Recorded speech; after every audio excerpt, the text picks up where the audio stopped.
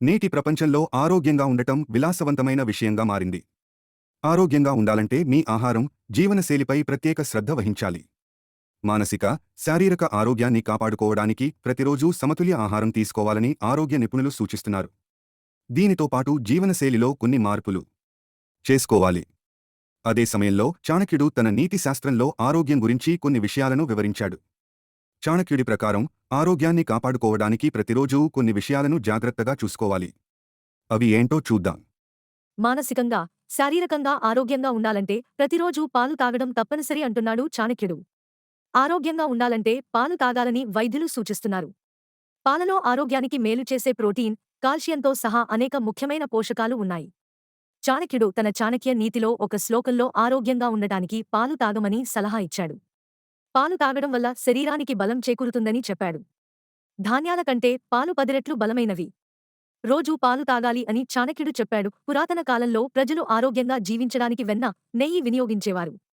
నేటికీ వైద్యులు కడుపు సమస్యలను నయం చేయడానికి నెయ్యిని సిఫార్సు చేస్తున్నారు. చాణక్యుడి ప్రకారం ఆరోగ్యాన్ని కాపాడుకోవడానికి ప్రతిరోజూ నెయ్యి తీసుకోవాలి. అయితే ఎల్లప్పుడూ స్వచ్ఛమైన నెయ్యిని మాత్రమే తినండి. ఆరోగ్యవంతమైన జీవితానికి ధాన్యాలు తినడం చాలా అవసరమని చాణక్యుడు సలహా ఇస్తున్నాడు. ధాన్యాలు తినడం వల్ల మనిషి ఆరోగ్యంగా, దృఢంగా ఉండగలడు. వివిధ రకాల ధాన్యాలు తినడం వల్ల మీ జీర్ణ వ్యవస్థ కూడా బలపడుతుంది.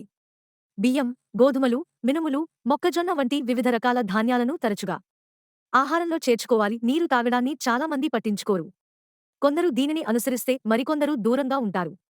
ఇది నేరుగా మన ఆరోగ్యంపై ప్రభావం చూపుతుంది.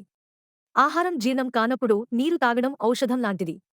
ఆహారం తిన్న అరగంట తర్వాత నీరు తాగడం వల్ల శరీరానికి మేలు జరుగుతుంది. భోజనాల మధ్య చాలా తక్కువ నీరు తాగడం లేదా త్రాగకపోవడం అమృతం లాంటిది. తిన్న వెంటనే నీరు తాగటం విషం లాంటిదని చాణక్యుడు చెప్పాడు. ఆరోగ్యకరమైన శరీరం, మెరిసే చర్మం కోసం వారానికి ఒకసారి పూర్తి శరీర మసాజ్ చేయాలని చాణక్యనీతి చెబుతుంది. ఇది రంధ్రాలను తెరుస్తుంది, లోపల ఉన్న మురికిని తొలగిస్తుంది. మసాజ్ చేసిన తర్వాత స్నానం చేయకుండా ఇంటి నుంచి బయటకు రాకూడదు. అంతేకాదు, యువకులు మితిమీరిన శృంగారానికి దూరంగా ఉండాలని కూడా చాణక్యుడు చెప్పాడు. ఒక యువకుడు ఎప్పుడూ దాని గురించి ఆలోచిస్తున్నప్పుడు అతను తన ఆరోగ్యాన్ని జాగ్రత్తగా చూసుకోలేడు.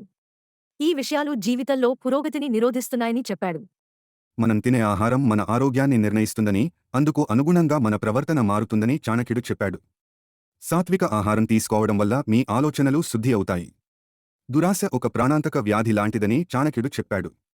అత్యాశగల వ్యక్తి యొక్క మానసిక స్థితి క్రమంగా బలహీనపడటం ప్రారంభమవుతుంది.